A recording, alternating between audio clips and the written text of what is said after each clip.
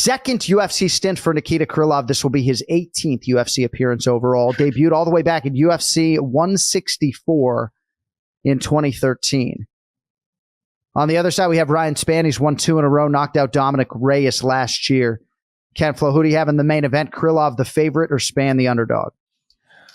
Man, this is a tough one. I think that Spann is a little bit more dangerous when it comes to the feet. I think Krylov will keep a high-pressure game. I think he'll most likely throw more volume.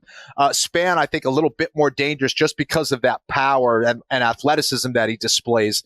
And I don't know. He catches you when you kind of least expect it, and I think Krylov can get a little wild at times. But I think if Krylov's able to mix things together, hit those takedowns, play it round by round, and be smart and use proper tactics against someone like Spann, I think he can tire him out. I think he can wear him down over time. Krylov always seems to come in shape.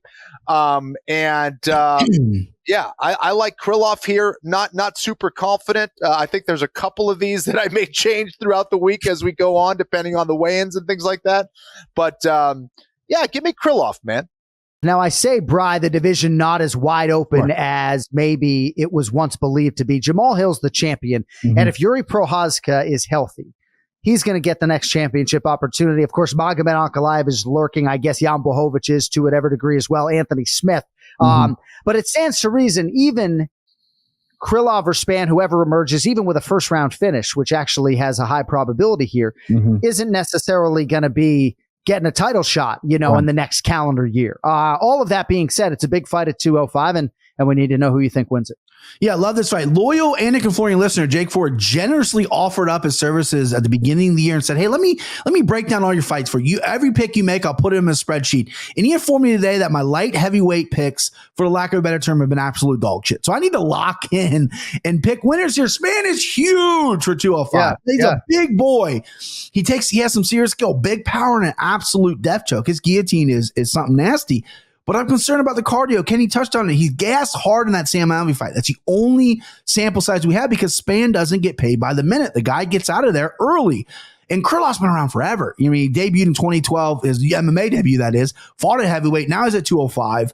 And the best word to describe him is sturdy. He's just a sturdy dude. He goes out there and gets hard-fought wins or even some hard-fought losses. But his biggest issue is if there's a guy that has a special submission, like a Paul Craig, avoid that triangle. Nikita Krylov finds himself in those positions. You know what I mean? He's lost a lot by submission. So that troubles me because Ryan Spann has that gilly that could be a problem. So I'm so torn because Spann, can he go 5 rounds? I don't know. Can Nikita Krylov avoid the gilly? I don't know. Kenny and I are opposite all day today. So I love this. Give me the dog pick and Ryan Spann by submission. One of us is going to have a great fucking week. But yeah, that's the way I see it. So let's have some fun, boys.